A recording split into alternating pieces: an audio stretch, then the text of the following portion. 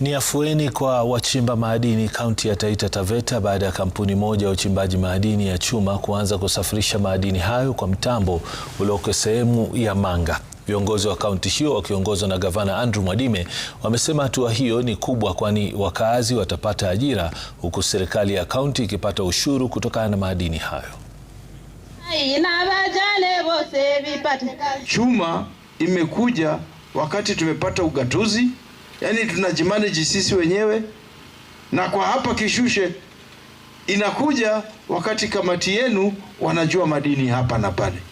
Manake wangekuwa juu masuala ya madini ingekuwa pia ni tatizo kwenu.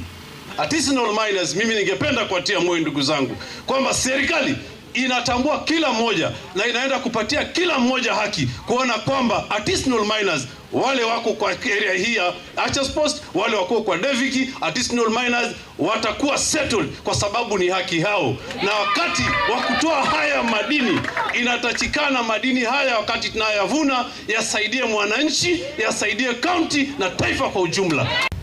Wakati hizi lorries zinapita hapa, ni kumaanisha hoteli za Kishushe zitauza, ni kumaanisha biashara itapanuka, ni kumaanisha wale wafanyikazi ambao watajiriwa na Samrudha na watajiriwa na David watakuwa wamekodisha nyumba pale.